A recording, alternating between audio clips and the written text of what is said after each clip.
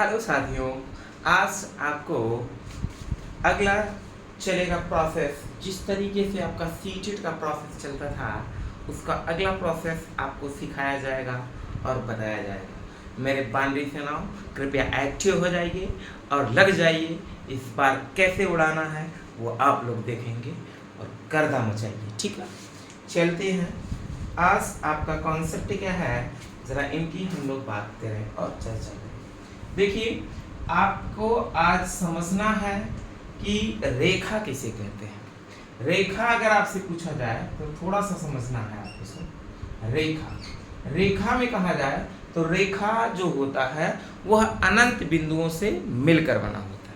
अगर आपसे पूछा जाए कि रेखा क्या है, तो रेखा आप बताएंगे क्या है कि रेखा अनंत बिंदुओं से मिलकर बना होता है। कितने बिंदुओं से भैया? रेखा कितने बिंदुओं से मिलकर बना होता है? अनंत बिंदु से मिलकर बना होता है। अगर कहा जाए कि दो बिंदुओं के बीच की दूरी को क्या कहते हैं, अगर दो बिंदुओं के बीच की दूरी की बात करेगा तो रेखा खंड कहलाएगा। क्या कहलाएगा भैया? रेखा खंड। अगर दो बिंदु के बीच की दूरी, जैसे ये A है और ये B है, इनके बीच की दूरी को अगर हम दर्शाएं तो यह आपका क्या कहलाएगा? रेखा खंड कहलाएगा। क्या कहलाएगा? रेखा खंड। अगर कहा जाए कि एक बिंदु से कितनी सरल रेखाएं खींची जा सकती हैं, तो एक बिंदु से कितनी सरल रेखाएं खींची जा सकती हैं? एक बिंदु से अनंत सरल रेखा खींची जा सकती है। अगर कहेगा एक बिंदु से कितनी रेखाएं, सरल रेखाएं खींची जा सकती हैं, तो आप लोग क्या बताएंगे कि एक बिंदु से अनंत सरल रेखाएं खींची जाती हैं। बात समझ में? अगर कहा जाए कि दो बिंदुओं से कितनी सरल रेखाएं खींची जाती हैं, तो आप बताइए दो बिंदुओं से कितनी सरल रेखाएं खींची जाएंगी? दो बिंदुओं से एक सरल रेखा खींची जा सकती है। बात समझ में आया नहीं है? कहेगा कि रेखा कितने बिंदुओं से मिलकर बना है? अनंत बिंदुओं से। दो बिंदुओं के बीच की दूरी को क्या कहते हैं? रेखाखंड कहते हैं। एक बिंदु से कितनी सरल रेखाएं गुजारी जा सकती हैं? अनंत सरल रेखाएं गुजारी जा सकती हैं। अगर कहेगा कि दो बिंदुओं के बीच, मतलब या दो बिंदुओं से कितनी सरल रेखाएं खींची जा सकती हैं, तो दो बिंदुओं से केवल एक सरल रेखा खींची जा सकती है। बात समझ में आया कि नहीं आया? अगर आपसे कहा जाए कि वक्र रेखा, किसकी बात की जाए सर? वक्र रेखा। वक्र रेखा क्या है आपको पता होना चाहिए कि वक्र रेखा क्या है। बोलो। वक्र रेखा का मतलब टेढ़ी मेढ़ी रेखा। ऐसी रेखाएं जो अपने मार्ग से विचलित हो जाती हैं या अपने पथ से विचलित हो जाती हैं, उसे हम लोग क्या कहते हैं? वक्र रेखा कहते हैं। जैसे भैया इधर देखिए, ऐसे चले, ऐसे ऐसे घूमते रहे ना, क्या होगा? ये कौन सा रेखा होगा? वक्र रेखा। जो अपने पथ से विचलित हो जाए, जैसे देखो इधर जाए, इधर घूम के इधर चला जाए, ऐसे, तो ऐसे रेखाओं को हम लोग क्या कहते हैं? वक्र रेखा। रेखा का मतलब रेखा का कोई अंत बिंदु नहीं होता है सर, वो किसी भी आप तरफ बढ़ाया जा सकता है। रेखा की लंबाई होती है, मोटाई नगण्य होती है। बात समझ में आया नहीं? रेखा की लंबाई होती है, मोटाई नगण्य होती है। बात समझ में?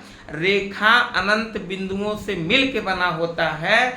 दो बिंदुओं पर एक सरल रेखा खींची जा सकती है। बात समझ में आना चाहिए। और वक्र रेखा की अगर हम बात करें तो ऐसी रेखाएं जो अपने मार्ग से विचलित हो जाती हैं, उसे हम क्या कहते हैं? वक्र रेखा कहते हैं। बात समझ में आया कि नहीं?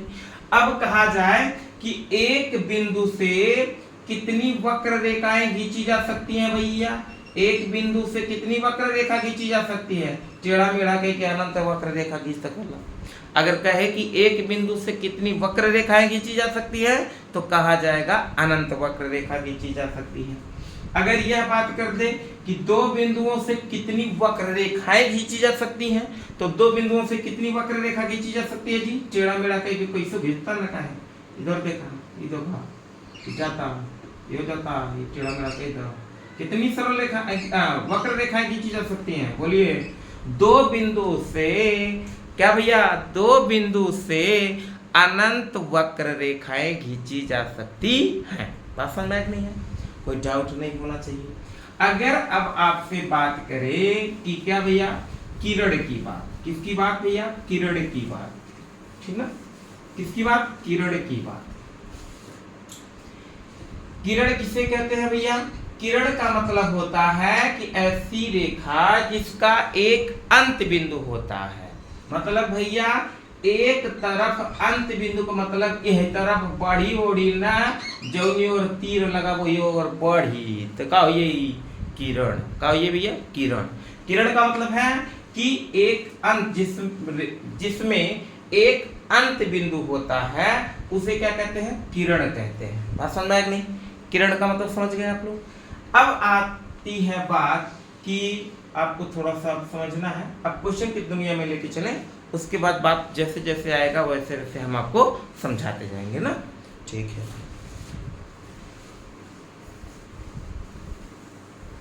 जैसे आपसे सर एक सीटेट में बहुत बार क्वेश्चन पूछा जा रहा है कि सममिति रेखा, सममिति रेखा या इसी को कहते हैं, ऐसे भी लिख सकते हैं सममिति रेखा, सममिति या सममिति, बात एक के है दोनों।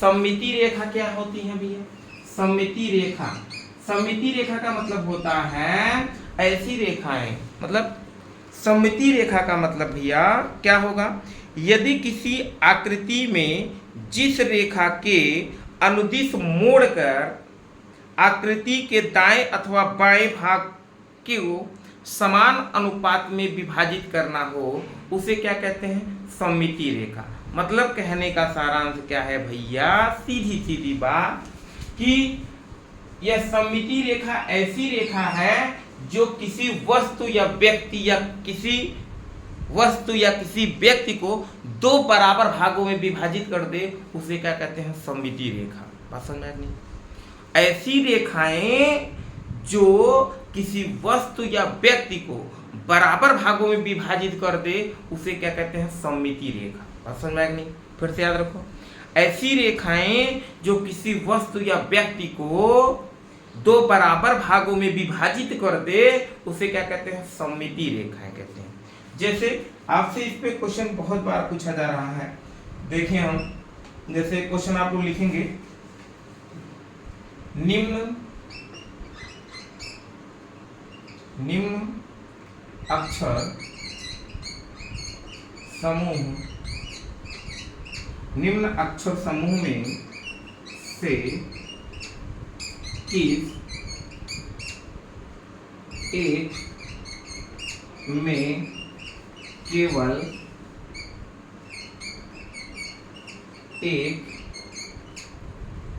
केवल एक सममिति रेखा है।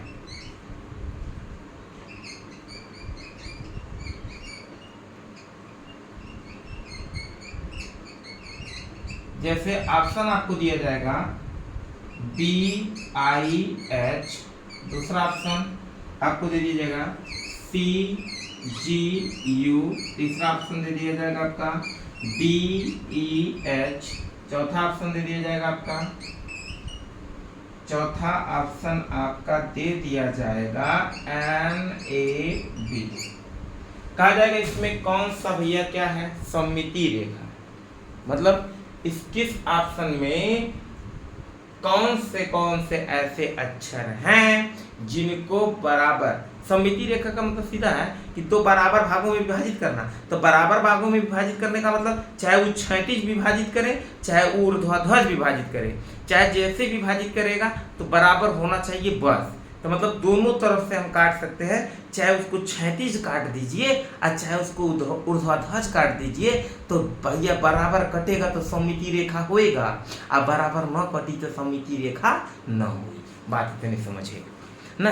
अब देखा जैसे इसमें कहा रहा है कि किसमें केवल एक सममिति रेखा है, तो भैया जैसे बी उठाएंगे तो बी आप कैसे लिखते हैं, बी देखिए ऊपर वाला भाग थोड़ा सा छोटा होता है, नीचे वाला भाग थोड़ा सा बड़ा होता है कि नहीं होता है ना।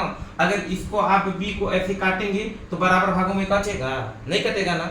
अब बी को बराबर भागों में नहीं ना डिवाइड किया जा सकता है, क्योंकि नीचे वाला भाग ज्यादा बड़ा हो जाएगा तो ऊपर बी वाला भाग ऊपर वाला भाग छोटा हो जाएगा, तो ये इसका मतलब इसमें सममिति रेखा नहीं होगा। अब जैसे देखिए सी है तो सी को बराबर भागों में विभाजित कर सकते हैं, कट जाएगा बराबर, कोई दिक्कत नहीं है। लेकिन जी जब आपका है तो जी को काटेंगे तो बराबर भागों में विभाजित होगा, नहीं होगा। इधर देखो थोड़े निकला, इधर कुल भाग आगे चला हुआ है, तो भाई ये बराबर नहीं ना होगा।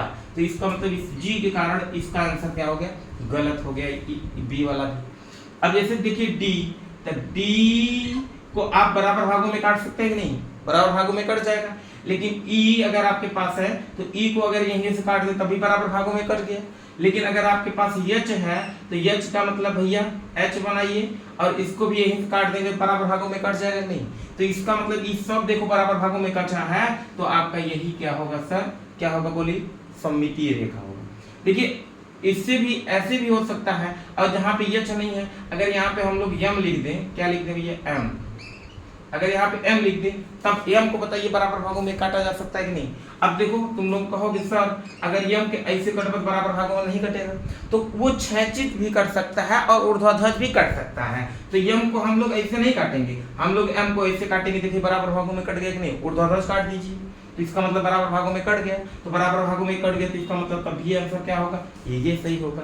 आगे देखते हैं हम लोग, यन आपका तो यन तो आप काट सकते हैं बराबर भागों में, ऐसे काट देंगे तो बराबर भागों में कट जाएगा, यन सममिति रेखा में है। ए के कैसे कटबक बराबर भागों में कटी, अगर ऐसे काट दी बराबर भागों में कट जाएगा, नहीं कटेगा।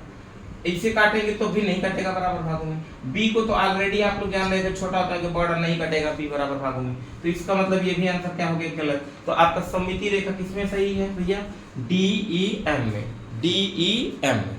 बात समझ में आ गई, DEM में सममिति रेखा एक निहित है, बात समझ में आ गया। जैसे आपको दे दिया जाएगा ऐसे भी क्वेश्चन एगो और सममिति रेखा पे, इसको बनाइए, इसको लिखिए, लिखिए बता रहे हैं, दूसरा लिख लीजिए। अब देखिए जैसे अगर इस प्रकार का क्वेश्चन कुछ इस प्रकार दे दिया जाए तब आपको कैसे समझना है और सोचना है, सुनिएगा। कह दिया जाए एक समचतुर्भुज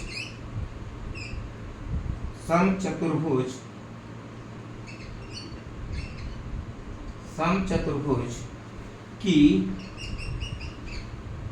कितनी सममिति रेखाएं होती हैं,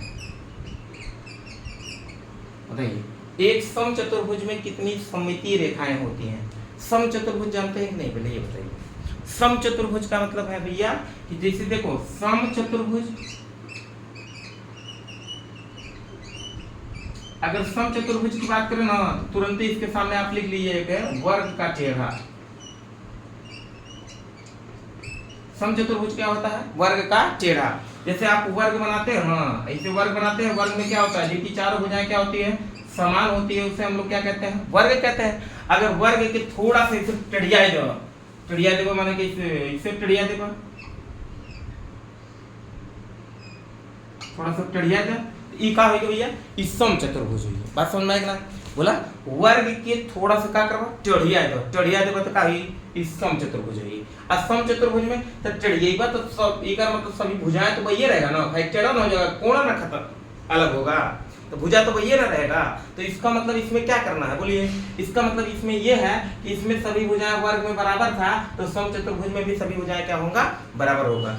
वर्ग का जो परिमाप होगा वही क्या होगा, समचतुर्भुज का परिमाप होगा। लेकिन क्षेत्रफल की जो बात करेंगे तो वर्ग का क्षेत्रफल होता है भुजा स्क्वायर, लेकिन समचतुर्भुज का क्षेत्रफल भुजा स्क्वायर नहीं होगा। कैसे टेढ़िया है ना, टेढ़िया है तो नते का हो जन तो है, आई टेढ़िया तो इसे चिपकटा कह दे तो एक मतलब समचतुर्भुज का क्षेत्रफल वही रहे नहीं ना, बोला अलग अलग हुई, बोला अलग अलग हुई नहीं कैसे, तो इसे टेढ़िया ऐसे सटा देते हम ये बनिए समचतुर्भुज, तो ओकर क्षेत्रफल का ये जीरो नहीं है ये। तो एक मतलब समचतुर्भुज का क्षेत्रफल किस पर निर्भर करता है, बोलिए। समचतुर्भुज का क्षेत्रफल इसके विकोण पर निर्भर करेगा, किस पे निर्भर करेगा, इसके विकोण पर निर्भर करेगा। अर्थात समचतुर्भुज का क्षेत्रफल इक्वल टू क्या होता है बोलो, 1/2 g1 गुणे क्या होता है g2। इसका क्षेत्रफल का फार्मूला है, अगर इसका भुजा निकालना हो ना तो लिख लीजिएगा, इसका भुजा निकालने का फार्मूला क्या है भैया, भुजा निकालने का फार्मूला है अंडर रूट में d1/2 का होल स्क्वायर प्लस d2/2 का होल स्क्वायर। ये किसका होता है, समचतुर्भुज। समचतुर्भुज में ये दो फार्मूला याद रखो ना, तो कोई दिक्कत नहीं होने वाला है। ये समझ लीजिए कोई भी क्वेश्चन आएगा तो बन जाएगा 100% गारंटी के साथ, ठीक। अब एक आपका होता है क्या, समानांतर चतुर्भुज। क्या होता है भैया, लिख लिया आप लोग इसको, लिख लीजिए। एक होता है आपका समानांतर चतुर्भुज। समानांतर चतुर्भुज क्या होता है भैया, देखिएगा ध्यान से, समांतर चतुर्भुज।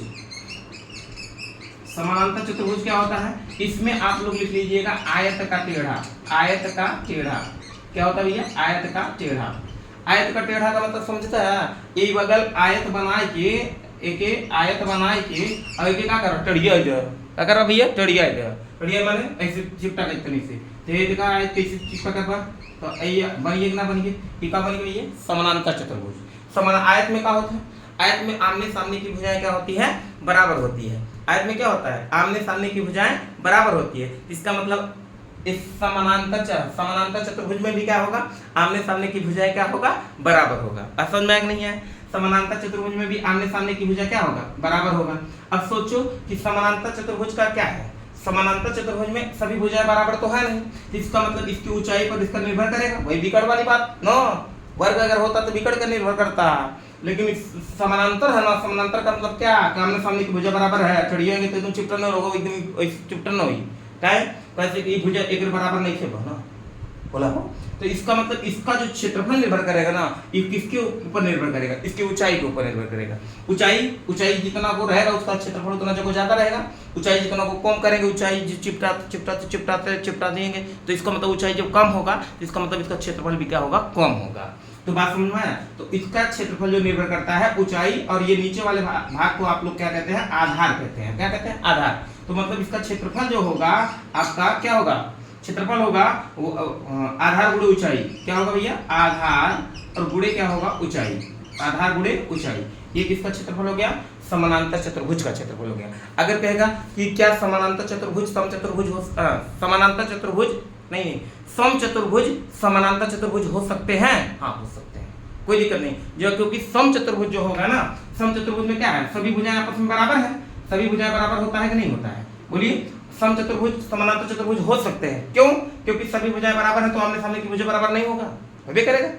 जब सभी भुजाएं बराबर है तो आमने सामने की भुजा बराबर होगा। तो इसलिए कभी आपसे पूछा जाए, सीट में पूछता है, बहुत भयंकर रूप से पूछता है, ध्यान दीजिएगा एकदम। समचतुर्भुज समानांतर चतुर्भुज हो सकते हैं कि नहीं, तो समचतुर्भुज जो होंगे वह समानांतर चतुर्भुज हो सकते हैं। अगर कहा जाए कि वर्ग जो है समानांतर चतुर्भुज में आएगा कि नहीं आएगा, तो वर्ग समानांतर चतुर्भुज कहलाएगा, कोई दिक्कत नहीं है, ठीक ना। आयत वर्ग समानांतर चतुर्भुज कहलाएगा, आयत भी समानांतर चतुर्भुज कहलाएगा। वर्ग को और किस नाम से, समचतुर्भुज भी कह सकते हैं, कोई डाउट नहीं है इसमें, ठीक ना। वेरी गुड, आगे बढ़े। ये तो आपके चतुर्भुज की बात करें हमने। इसमें एक और होता है समलंब चतुर्भुज। समलंब चतुर्भुज का मतलब क्या होता है, वो भी समझ लीजिए, अच्छे लिख ही दे रहा है जब भी पढ़ाई करें। समलंब चतुर्भुज, समलंब चतुर्भुज क्या होता है, बोलो जी। समलंब चतुर्भुज का मतलब है कि जिसकी दो भुजाएं समानांतर हो। दो भुजाएं क्या हो, समानांतर हो। समझ लीजिए, थोड़ा सा सिंपल सा बात है।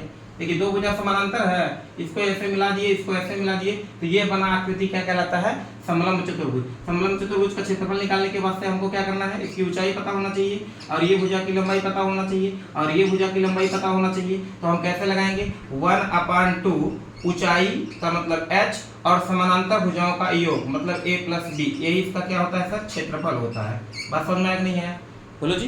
तो लिख लीजिएगा, एक जगह प्रिंट कर लीजिएगा, आ जाइए अपने क्वेश्चन पे आप, ठीक ना।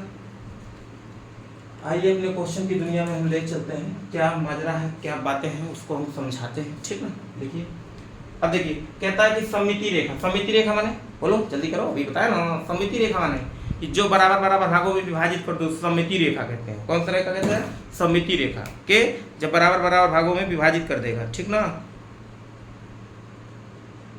तो तनी इंक को नहीं दी भैया, ना ही दिखाता, इधर देखा। तो कह रहा है कि बराबर बराबर भागों में विभाजित कर दे, तो कौन सा चतुर्भुज है, समचतुर्भुज है। समचतुर्भुज का मतलब है इसे जगह टेढ़ा होगा, ऐसे टेढ़ा होगा नो। अगर इधर से काटेंगे तो दो बराबर बराबर भागों में विभाजित हो गया कि नहीं। और अगर इसको, इसका मतलब अगर ऐसे समचतुर्भुज है, समचतुर्भुज का मतलब ऐसे होगा, बोलो ऐसे भी तो होगा समचतुर्भुज, ऐसे होगा। अब इसका मतलब क्या है कि इसको हम लोग ऐसे भी काट सकते हैं कि नहीं काट सकते हैं, काट सकते हैं ना।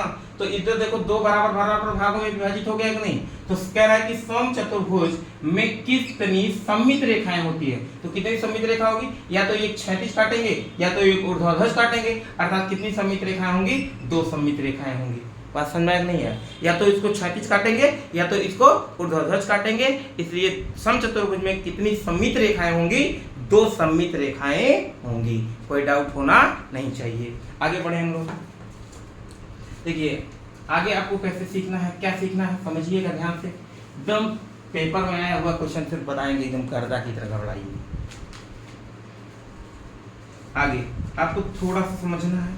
सर एक क्वेश्चन दिया है, मेघा ने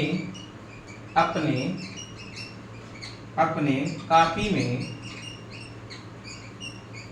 तीन कोण 108 अंश और उसके बाद 75 अंश और उसके बाद 90 अंश के रूप में 75 अंश 90 अंश के रूप में लिखिएगा। मेघा ने अपने कॉपी में तीन कोण 108 अंश 75 अंश 90 अंश के रूप में लिखती है।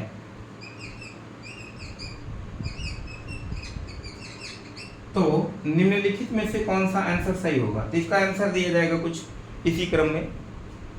आंसर ऐसे दिया जाएगा, जानते हो क्या, दे देगा समकोण, अधिक कोण और दे देगा न्यून कोण। न्यून कोण। दूसरा आंसर ऐसे दे देगा सरल कोण, अधिक कोण और समकोण। तीसरा दे देगा प्रतिवर्ती कोण, प्रतिवर्ती कोण, समकोण, अधिक कोण। चौथा दे देगा आपका आंसर कुछ इस प्रकार, अधिक कोण और दे देगा न्यून कोण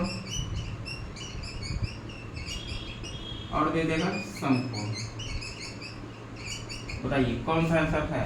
पहले बताइए आप लोग कोण के बारे में जानते हैं कि नहीं, कोण क्या क्या होता है, कौन कौन कोण होते हैं, सब आपको पता होना चाहिए, कोई दिक्कत नहीं होना चाहिए। कोण किसे कहते हैं बोलिए।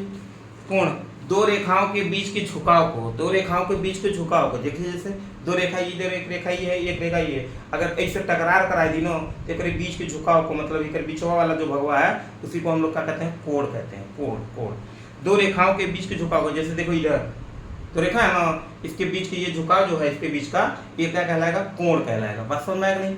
दो रेखाओं के बीच के झुकाव को हम लोग क्या कहते हैं, कोण कहते हैं। कोण आपको पता होना चाहिए सर, कोण अच्छे से पता होना चाहिए। ये आप ऑप्शन लिख लिए हो ना, ऑप्शन आप लिख लिए, आप ऑप्शन लिखिए, एक बात लिखिएगा।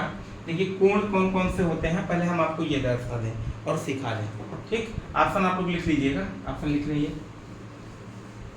अब देखिए ऑप्शन आप लोग लिख लिए हैं। अब देखिए क्या होता है, सुनिएगा जरा ध्यान से कोण के बारे में। जो कोण 0 अंश से अधिक हो और 90 अंश से छोटा हो उसे हम लोग हमेशा क्या कहते हैं, न्यून कोण कहते हैं। क्या कहते हैं ये, न्यून कोण। कौन कोण, ऐसा कोण जो किसके 0 अंश से अधिक और 90 अंश से छोटा होता है उसे हम लोग क्या कहते हैं, न्यून कोण। और जो 90 अंश का होता है इसे हम लोग क्या कहते हैं, समकोण कहते हैं। क्या कहते हैं ये, समकोण। क्या कहते हैं, समकोण। अब जब 90 से अधिक और 180 अंश से छोटा होगा तो उसे हम लोग क्या कहेंगे, अधिक कोण। क्या कहेंगे, अधिक कोण। क्या कहेंगे, अधिक कोण। अब देखिए 270 होता है और यहाँ पे फिर पुनः आएंगे 360 होगा, तो इसको आप लोग सबको पूरे को प्रतिवर्ती कोण कह दीजिए।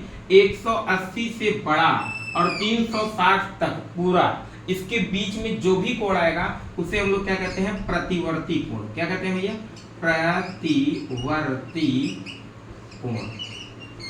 प्रतिवर्ती कोण या बहिष्य कोण या बृहत कोण, बृहत कोण भी कहते हैं। तो इसको हम लोग क्या नाम देंगे, प्रतिवर्ती कोण। बात समझ में नहीं है। तो कह रहा है कि ऐसा, भैया क्या कह रहा है बोलो, कह रहा है कि ऐसा कोण जो 0 से बड़ा एवं 90 से छोटा होगा न्यून कोण, और 90 बोला सम कोण, और 90 से अधिक और 180 अंश से छोटा तो कौन भैया अधिक कोण। और अगर आपका 180 अंश हो तो इसे हम लोग कहते हैं सरल कोण, सरल कोण, या इसी को कहते हैं हम लोग क्या ऋजु कोण। क्या कहते हैं ऋजु कोण। क्या कहते हैं भैया ऋजु कोण। बोलिए बोलो, अब समझ में आ गया होगा।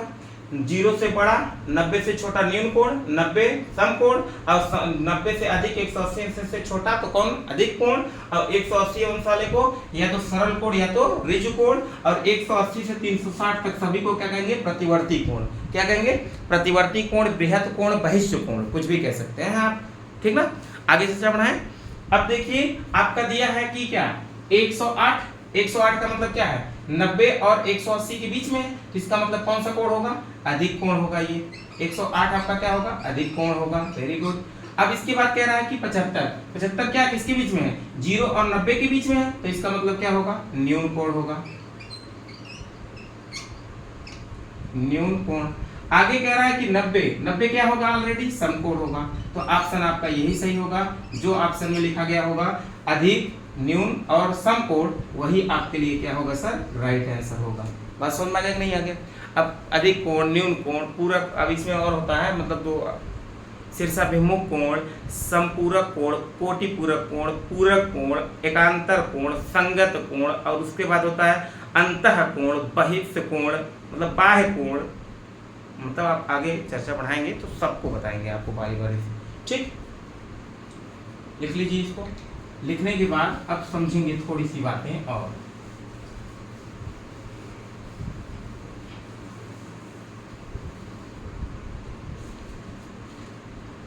लिखेंगे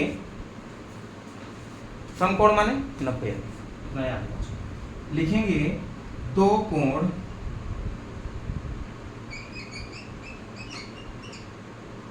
जिनका योग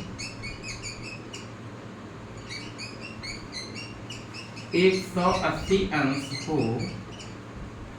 सदैव कहलाते हैं।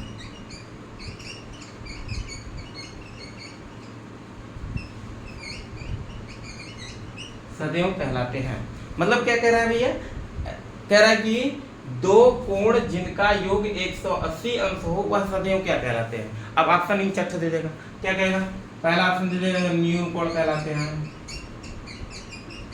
दूसरा दे देगा कि पूरक कोण कहलाते हैं,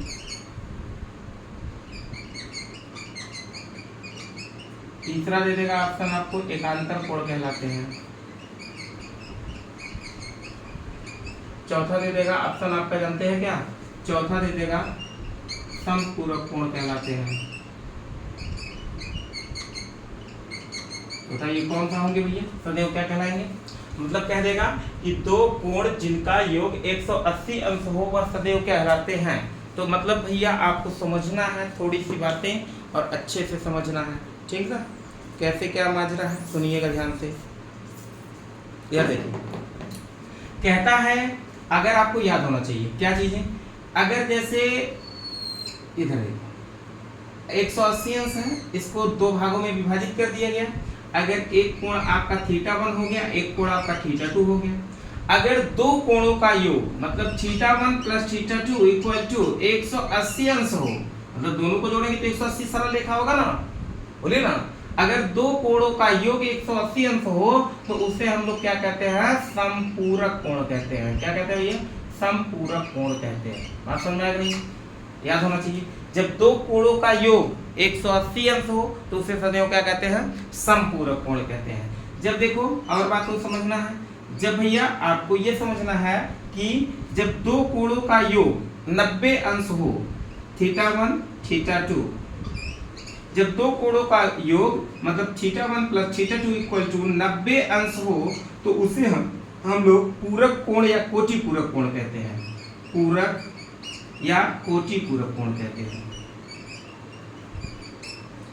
ठीक है। जब दो कोणों का योग 90 अंश तो पूरक या कोटि पूरक कहते हैं। जब दो कोणों का योग 180 अंश तो उसे क्या कहते हैं समपूरक कोण कहते हैं। समपूरक कोण का मतलब दो कोणों का योग बराबर 180, पूरक कोण या कोटि पूरक कोण का मतलब दो कोणों का योग बराबर कितना के 90 होना चाहिए ना।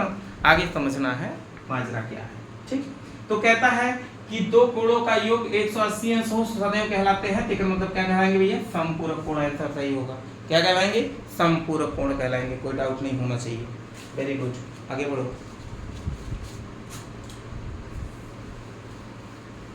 देखिए इसी में समझ लेना है थोड़ा सा और बातें और सीख लेना है, यही एक चर्चा बढ़ा दें। देखिए समझना है क्या कि जब दो सरल समांतर रेखा, समांतर रेखा क्या होती है पहले बताइए, बोलिए। समांतर रेखाएं, समांतर रेखा ऐसी दो रेखाएं जिनके बीच की दूरी सदैव बराबर होती है, उसे समानांतर रेखा कहते हैं। मतलब जैसे दोनों के बीच की दूरी सदैव क्या होती है, बराबर होती है। जैसे अगर देखिए इधर, जैसे हम कह दें रेल की पटरियां क्या होंगी, समानांतर रेखा होंगी। वो देखा कब एक दूसरे से मिला थी नहीं ना, ऐसे सीधा दिखेंगे आपको, एकदम सीधा इधर भी दिखेंगे आपको, तो वो क्या होंगी, समानांतर रेखाएं होंगी। क्या होंगी भैया, समानांतर रेखा। मतलब समानांतर रेखा का मतलब क्या भैया बोला, जब दो रेखाओं के बीच की दूरी सदैव बराबर होती है तो उसे हम लोग क्या कहते हैं, समानांतर रेखा। समानांतर रेखा कभी भी एक दूसरे को कहीं भी किसी भी बिंदु पर प्रतिच्छेदित नहीं करती है और काटती नहीं है, उसे हम लोग क्या कहते हैं, समानांतर रेखा कहते हैं। बात समझ में नहीं। तो अगर कहा जाए कि दो समानांतर रेखा को क्या कहा जाए भैया, दो समानांतर रेखा को जब एक तिर्यक रेखा विभाजित करती है तो इसके अंतर्गत मुख्यतः 8 कोण बनते हैं। कितने कोण बनते हैं भैया, 8 कोण बनते हैं। अब इन 8 कोण कौन कौन से हैं, जरा इनकी आप लोग चर्चा करें। कौन कौन से 8 कोण बनेंगे, ध्यान देंगे हम लोग। कहता है कि जब दो समानांतर रेखा को एक तिर्यक रेखा विभाजित करती है तो इसके अंतर्गत कितने कोण बनते हैं, 8 कोण बनते हैं। कौन कौन बनेगा भैया, कोण नंबर ये 1, कोण नंबर 2, कोण नंबर 3 और कोण नंबर 4। इसका कोण नंबर 5, कोण नंबर 6, कोण नंबर 7 और कोण नंबर 8। ये 8 कोण बनेंगे कि नहीं। अब देखिए इसमें आपके अंतः कोण होंगे, यहाँ पर न लिख के यहाँ लिख देते हैं जिससे आपको दिखे। अंतः कोण, कौन कौन से अंतः कोण होंगे और कौन कौन से आपके बहिष्य कोण होंगे। बहिष्य कोण, कौन कौन से एकांतर कोण होंगे और कौन कौन से आपके संगत कोण होंगे। इसको समझ लेना है ध्यान से। कहता है कि जब दो समानांतर रेखाओं को एक तिर्यक रेखा विभाजित करती है तो इसके अंतर्गत कुल कितने कोण बनते हैं, 8 कोण बनते हैं। अब 8 कोण में कौन कौन एकांतर होंगे, कौन कौन संगत होंगे, कौन कौन अंतः कोण होंगे, कौन कौन बहिष्य कोण होंगे, जरा हम अब इनकी चर्चा करते हैं, समझते हैं। देखिए अंतः कोण, ये भाई अंतः कोण, अंतः कोण माने अंदर की तरफ बना कोण क्या कहलाएगा, अंतः कोण कहलाएगा। तो अंदर कौन कौन कोण बना बा, कोण नंबर 3, कोण नंबर 4, कोण नंबर 5, कोण नंबर 6। देखा अंदर की ओर है कि ना, अंदर की ओर बना कोण अंतः कोण कहलाएगा। तो इसका मतलब अंदर जो जो कोण बना हुई क्या कहलाएंगे भैया, अंतः कोण कहलाएंगे। तो बताइए अंतः कोण कौन कौन होंगे, कोण 3, कोण 4, कोण भैया कौन 5 और कोण क्या 6। ये कौन से कोण होंगे, अंतः कोण होंगे। बात समझ में आ गया नहीं आ गया, बोलो जी। अंतः कोण में कोई प्रॉब्लम, बोलो अंतः कोण में कोई प्रॉब्लम। अंदर की तरफ बना कोण, अंदर की तरफ बना कोण क्या कहलाएगा, अंतः कोण कहलाएगा। कोण नंबर 3, कोण नंबर 4, कोण नंबर 5, कोण नंबर 6। देखा अंतः बना, अंदर की तरफ बना कितना है, अंदर की तरफ बना हुआ इसी का कहीं अंतः कोण कहीं। और बहिष्य कोण का मतलब बाहर की तरफ बना कोण क्या कहलाएगा, बहिष्य कोण कहलाएगा। तो बाहर देखो इधर की तरफ कौन कौन बना है कोण, आपका कोण 1, कोण 2 और बाहर की तरफ कौन बना है, कोण आपका 7 और कोण आपका कितना 8। ये क्या कहलाएगा, आपका बाहर की तरफ बना है तो इसलिए बहिष्य कोण कहलाएगा। कौन सा कोण कहलाएगा, बहिष्य कोण कहलाएगा। अब कह रहा है कि एकांतर, एकांतर माने दुश्मन, ऐसे समझा। एकांतर माने दुश्मन, तू दुश्मन ओह बगल जाए तो तू एह बगल आ, वो एह बगल जाए तो तू एह बगल जा, मतलब विपरीत ही जा। तू एह बगल जा तो हम एक अही बगल जा। अगर दुश्मन अही बगल जाता तो ऐसे तकवत अही बगल जावा, जावा कि ना जावा। तो दुश्मन माने एकांतर, दुश्मन माने एकांतर, तो एकांतर माने का तू अही बगल जावा हम अही बगल जा, बोला तू अही बगल जावा हम अही बगल जा, एकांतर कोण हुए। तो मतलब कौन कोण के करे एकांतर का भैया। अगर एक के एकांतर कोण पूछी, कोण एक का एकांतर कोण कौन है, कोण एक का एकांतर कोण कौन है, कोण 7 है। तो यही बगल जाता तो यही बगल आवता। एक का एकांतर कोण कौन, कोण 7। अगर कहा जाए भैया कोण एक का एकांतर कोण क्या होगा, एकांतर कोण आपस में क्या होते हैं, बराबर होते हैं। तो कोण एक का एकांतर कोण क्या होगा, कोण 7। बात समझ आएगा नहीं है। अब बताओ कोण 2 के एकांतर कोण, 2 यही बगल का बा, अब भैया 8 यही बगल आएगा। देखो कोई विपरीत भागा तक ना है, भागे तो ना, तो एक मतलब कोण 2 का एकांतर कोण क्या होगा, 8। और बताओ जब पूछ लीजिए कोण 3 का एकांतर कोण क्या होगा, बोलो कोण 3 का एकांतर कोण क्या होगा। कोण 3 यही बगल जाता, एक और दुश्मन देखा बगल से एकदम दिखा ध्यान से देखा समझा कि यही बगल आवता ना, तिरिये की जाता यही बगल या देखा मतलब का एकांतर माने दुश्मन ना, ये आएगा ये बगल आवता ये बगल जाता। देखा मतलब का कोण 3 का कोण एकांतर कोण कौन होगा, कोण आपका 5 होगा। मतलब जो 3 का मान होगा वही किसका मान होगा, 5 का मान होगा। एकांतर कोण आपस में क्या होते हैं, बराबर होते हैं। अब देखो कोण 4 का एकांतर कोण कौन होगा, कोण 4 का कौन होगा, कोण 4 का एकांतर कोण कौन होगा, कोण 6 होगा, कोण 6 होगा। बात समझ में नहीं। एकांतर कोण भी आपस में बराबर होते हैं और संगत कोण भी आपस में क्या होते हैं, एकांतर कोण भी बराबर होते हैं, बराबर, और संगत कोण भी आपस में क्या होते हैं, बराबर होते हैं। ठीक है। अब संगत माने साथ साथ दोस्त, संगत माने साथ साथ दोस्त। चल तो तू जो हर बार मत चलो यही बना दी ऐसे ना कहा दोस्त से जहाँ चलो वही चलो रहो, मतलब दोस्त साथे साथे चले वाला, जिस साथे साथे चलू का हो संगत। और संगत कोण में क्या समझना है जरा देखिए ध्यान से। ये मतलब देखा 3 यही बगल आवता और 7 यही बगल आवता, 3 यही बगल आवता वही बगल 7 हो जाता। इसका मतलब क्या है, संगत कोण हुई। मतलब कह दिया जाए भैया कोण 3 का संगत कोण क्या होगा, 7। कोण 4 का संगत कोण क्या होगा, कोण 8। Very good. कोण 4 का संगत कोण क्या होगा, 8। देखा एक के तरफ में जाता है, इधर जाते इधर साथे साथे बोला इस साथे साथे जिंगे का हुई संगत कोण हुई। अरे देखा 3 ये हरे आवता 7 ये हरे आवता ना। अब बतावा और कौन एक संगत कोण हुई भैया, ध्यान दा और कौन संगत कोण हुई, कौन दिखाता, हाँ कौन दिखाता, बोला कोण 1 हरे जाता तो कोण 5 हरे जाता। तो 1 का संगत कोण क्या होगा, कोण 5। कोण 1 का संगत कोण क्या होगा, 5। और कोण 2 का संगत कोण कौन, कोण 6। कोण 2 का संगत कोण क्या होगा, कोण 6। और बताइए अब कह सकते हैं इसी प्रकार से कोण 3 का 8 ही हुआ है, 4 का कितना, 4 का 8 ही हुआ है, 3 का 7 ही हुआ है, 6 का 2 हो गया है, 1 का कितना हो गया है, 5। बात समझ में आ गई नहीं। संगत माने साथे साथे, एकांतर माने अलग।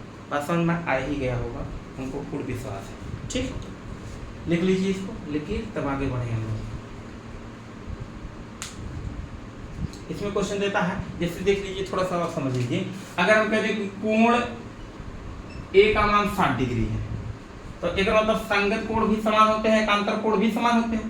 तो 1 का संगत कोण 5 है तो 5 भी कितना होगा, 60 डिग्री होगा कि नहीं। अब एकांतर कोण भी समान होते हैं तो जो 5 का मान हुई वो केकर मान हुई, तीनों का मान हुई। कहां से एकांतर भी कोण आपस में बराबर होते हैं, दुश्मन भी बराबर दोस्त भी बराबर। अब बताइए एक मान 60 है तो ई देखा एक संगत कोण है तो एक मतलब 3 का संगत कोण कौन है, 7 है। तो एक मतलब 7 का कोण का मान कितना होगा, 60 ही होगा। अब सोचो एक कोण से आप संगत एकांतर निकालते हुए 4 कोण निकाल दिए। अब दूसरा अगर कोण बी का मान दूसरे का पूछ दिया जाए तो यह एक सरल रेखा है, एक सरल रेखा पर कितने डिग्री का कोण होता है, 180 अंश का। तो इसका मतलब 180 में से 60 घटा दिए तो ये बचा कितना, 20 अंश। अगर ये 20 अंश होगा तो इसका ये शीर्षाभिमुख कोण है, शीर्षाभिमुख का मतलब ये भी कितना होगा, 120 अंश होगा। अब ये 120 अंश है, इसका संगत कोण कौन है, कोण 8 है। तो कोण 8 भी कितना होगा, 120 का होगा। अब 120 का ये शीर्षाभिमुख कौन है, 6 है। तो इसका मतलब 6 जो होगा वो भी कितना होगा, 120 अंश का होगा। ऐसे आप निकाल देंगे। अगर एक कोण पाएंगे ना सबको उड़ा देंगे, कोई दिक्कत नहीं होगा। अभी इस पे क्वेश्चन करवाएंगे, बढ़िया क्वेश्चन तो सुपर करवाएंगे। ठीक, आगे पहले थोड़ा सा 2-4 क्वेश्चन देख लें हम लोग परीक्षा वाला, तब बताते हैं लिखने के बाद।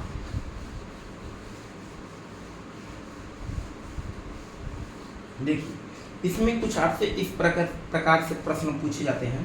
कहेगा अंग्रेजी के अक्षरों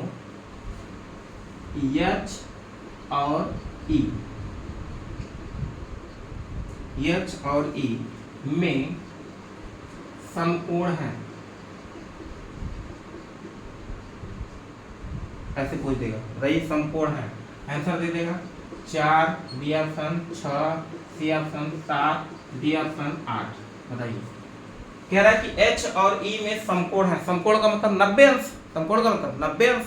तो बताइए कहाँ कहाँ आपके 90 अंश दिखेंगे? 90 अंश का मतलब एकदम दिखाई इससे दिखे चाहिए, ये 90 अंश हुई, बोला हो ये ऐसो दिख तो वो 90 अंश हुई, ये देखा है, ऐसो दिख तो वो 90 अंश हुई।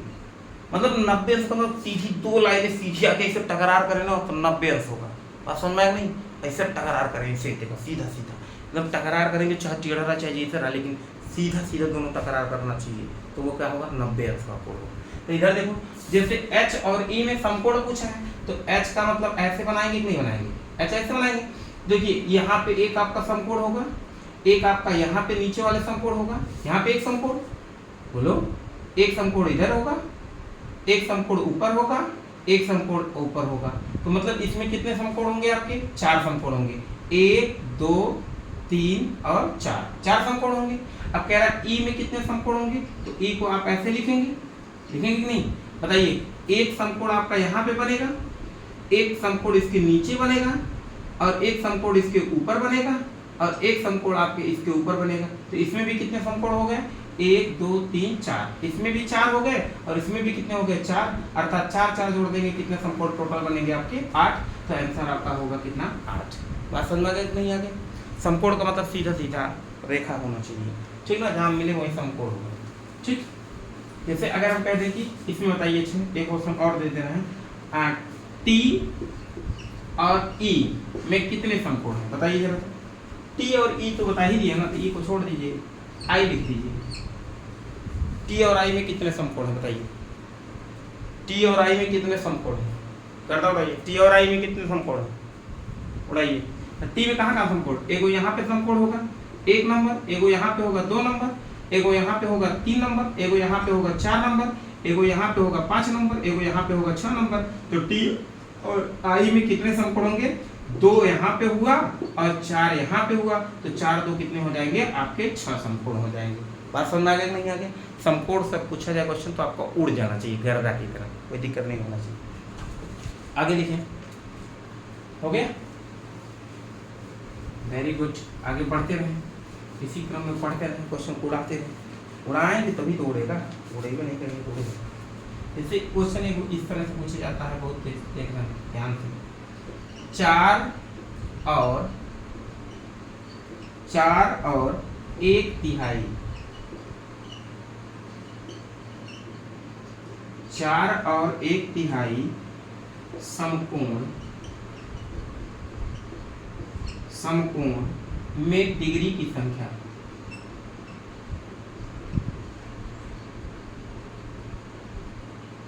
में डिग्री की संख्या। अब डिग्री निकालना है भैया, डिग्री माने का अंश, अंश निकालना है, डिग्री निकालना है। डिग्री निकाला चाहे अंश निकाला, कैसे निकालना ध्यान देना। देखा अगर कह दे कि 4 और 1 तिहाई में समकोण में डिग्री की संख्या, तो मतलब 4 और, देखा और शब्द का मतलब समझा करिए पहले आप। और माने का बोला, और माने का हम और एन गए रहे, मतलब हम दोनों जने साथ ही गए। और का मतलब ये ना, हम और ये गए थे तो हम दोनों लोग साथ में गए थे।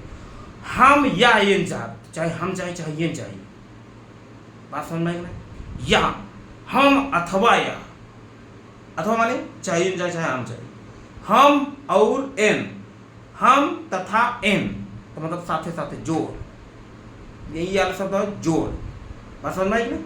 तो अगर कहा जाए कि 4 और 1 तिहाई समकोण में डिग्री है, तो भैया 4 का मतलब 4 और प्लस और का मतलब प्लस, 1 तिहाई का मतलब 1 बटे कितना 3 में क्या पूछा है? समकोण। समकोण का मतलब क्या होता है? ये 90 अंश। अभी आप लोगों ने देखा है समकोण माने 90 अंश, 90 अंश लगा। कह रहा है कि डिग्री है तो डिग्री निकाल दो भैया। एक कैसे हल कर रहा है? 4 तिहाई 12, 12 एक 13, 13 लिखता है और बटे कितना हो गया 3 और गुणे कितना हो गया 90। 3 से काटा 3 त्रिक का 9 अर्थात 30, 13 तिहाई कितना हुई भैया 39 अर्थात कितना डिग्री है भैया, कितना डिग्री है वो 390 डिग्री। करता हुई मैं तो थोड़ा सा दिमाग लगाना जी, इसमें बहुत ज्यादा नहीं, थोड़ा सा दिमाग लगे और गर्दा हो जाएगा, उड़बे ध्यान दीजिए, उड़बे करे। लिखिए लिखिए लिखिए।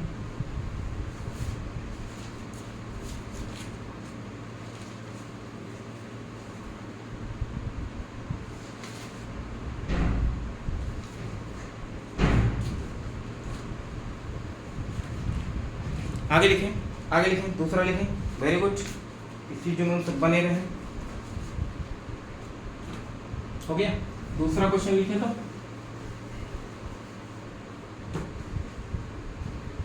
दूसरा क्वेश्चन लिखेंगे 3 और 2/3 भाग में समकोण होंगे।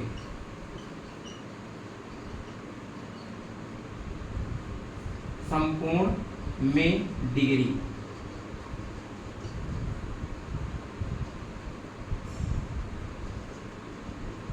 समकोण में डिग्री बताइए।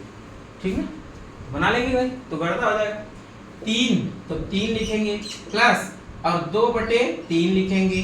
समकोण में डिग्री, समकोण माने कितना 90 अंश में डिग्री, यही ना, लगा दीजिए। अब 3 त्रिक का 9 और 9 में भैया 2 जोड़िया तो 9 2 कितना हुई 11, बचे कितना 3 गुणे कितना 90। 3 से काटा 3 त्रिक का 9 मतलब 30 होगी, 11 3 कितना होगी 33 अर्थात कितना हो जाएगा भैया 330 डिग्री। गर्दा हो जाना चाहिए, सोचना नहीं चाहिए। बोलिए बनेगा कि नहीं बनेगा? आगे पढ़ो, आगे पढ़ो। दूसरा क्वेश्चन लिखो, ऐसा क्वेश्चन अब बन जाएगा, हमको पूर्ण विश्वास है। लिखेंगे 6 घंटे में सेकंड, 6 घंटे में सेकंड की संख्या, 6 घंटे में सेकंड की संख्या कितने दिनों में मिनटों की संख्या,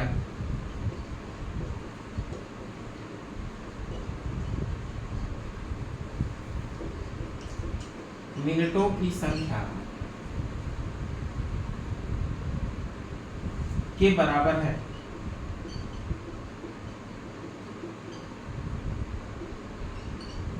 बनाइए, कह रहा 6 घंटे में सेकंड की संख्या कितने दिनों में मिनटों की संख्या के बराबर है। बनाइए भैया, बनाइए क्वेश्चन। 6 घंटे में सेकंड की संख्या, 6 घंटे में सेकंड की संख्या, ध्यान दो, ध्यान दो, ध्यान दो, ध्यान देने वाली बात क्या है। 6 घंटे में सेकंड की संख्या कितने दिनों में मिनट की संख्या के बराबर है, कितने दिनों में मिनट की संख्या के बराबर है। दोनों आपस में क्या है, बराबर हैं।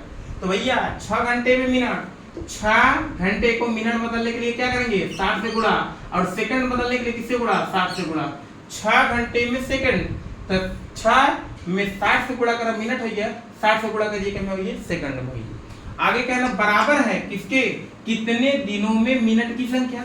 मान लेते x दिनों में मिनट में बदले बिना क्या करवा 60 से गुणा कर देगा, मिनट में बदल गया। अब 60 से 60 कैसे, अब क्या करना है सोचो। अब एक मतलब छतहा के 36 360 x बराबर, बोलो नहीं नहीं दिनों की संख्या, सॉरी सर अभी थोड़ा सा मिस्टेक, कह रहे कितने दिनों में मिनटों की संख्या, दिनों में बोला है ना तो खोपड़ी नहीं कहती है। दिनों का मतलब कि एक दिन में, और दिन भरे में टोटल कितने घंटे होते हैं 24 घंटे होते हैं ना। 24 से गुणा करेंगे तो घंटे में बदलेगा, 24 से गुणा करेंगे क्या होगा घंटे में बदलेगा। अब घंटे को मिनट में बदलना है तो किससे गुणा करना पड़ेगा 60 से गुणा करना पड़ेगा। बोलो कह रहा है कि कितने दिनों में मिनटों की संख्या के बराबर है। तो एक दिन में, दिन को आप घंटे में बदलेंगे तो 24 से गुणा करना पड़ेगा, और 24 को मिनट में बदलना पड़ेगा 60 से गुणा करना पड़ेगा। अब डिवाइड कर दो, अब 60 से 60 कैंसिल, 6 से काट दो 6 चौका 24, एक एक काट 12 15 चौका 60, अर्थात कितने भैया, x की वैल्यू आ गई कितना 15, अर्थात कितने दिनों में, 15 दिनों में। उड़ जाएगा कि नहीं उड़ जाएगा, तो सरल क्वेश्चन है, कोई दिक्कत नहीं है। वेरी गुड, आगे बढ़ो। आगे आपका कुछ इस प्रकार का क्वेश्चन देगा, कहेगा एक पंचमास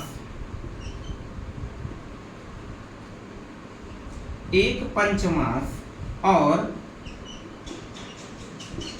एक सप्तांश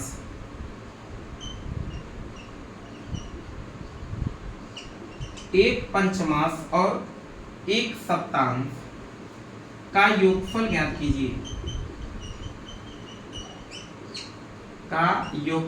कीजिए, बताइए। ये तो बन जाएगा, सिंपल सा है। एक पंचमास माने भैया, एक पंचमास माने 1/5, एक सप्तांश माने भैया 1/7, तो 1/5 और प्लस और माने प्लस 1 कितना 7। कह रहा है का योगफल ज्ञात कीजिए, तो योगफल अगर इसका निकालना तो नहीं निकाल पाएंगे, कैसे निकालेंगे बोलिए। इसका मतलब 7 × 5 = 35 आपका हो जाएगा, 7 का गुणा इधर करेंगे 7 × 9 कितना हो जाएगा 7, अब 5 का गुणा इधर करेंगे तो 5 × 9 कितना हो जाएगा 5। मतलब पहले इन दोनों का आपस में गुणा कर लिए, फिर इसका गुणा कर दिए, फिर इसका तिर्यक गुणा कर दिए, तो 7 5 कितना हो जाएगा जी 12, 12 कितना हो जाएगा 35, यही इसका क्या होगा योगफल होगा। बात समझ में आ गया, कोई दिक्कत नहीं होना चाहिए। आगे बढ़ जाइए।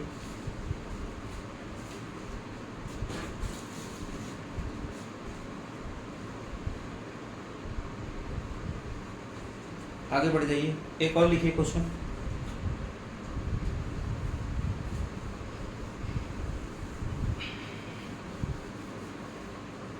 एक और लिखिएगा 26 और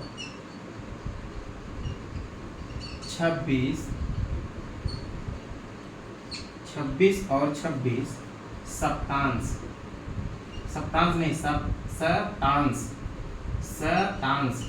अलग होता है, शतांश में लिखा जाता है, क्या जाता है शतांश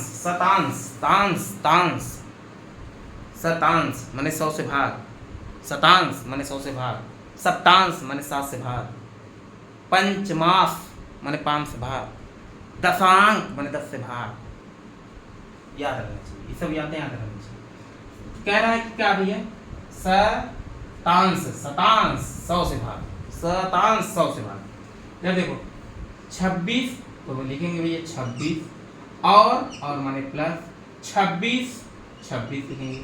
कह रहा है शतांश माने किससे भाग 100 से भाग में लिखा जाता है। एक का मतलब 26 में 100 से भाग करवा तो 2 नीचे 0 का तो 2 अंक पे दशमलव लग जाएगी, सिंपल सी बात। तो 26 और प्लस 0.26, अब इसको जोड़ देंगे कितना हो जाएगा 26.26, यही आपके लिए क्या हो जाएगा सर आंसर हो जाएगा। ठीक, वेरी गुड। आप लोग इसी प्रकार से पढ़ते रहे सर। अब मिलेंगे हम आपसे नेक्स्ट वीडियो में फिर कल आपका रविवार है और ये समझ जाइएगा कल 3 वीडियो डालेंगे और वो भी ढासू वीडियो डालेंगे। ये 3 वीडियो को एकदम बेहतरीन तरीके से देखिए ना, गर्दा मचा देंगे, गर्दा।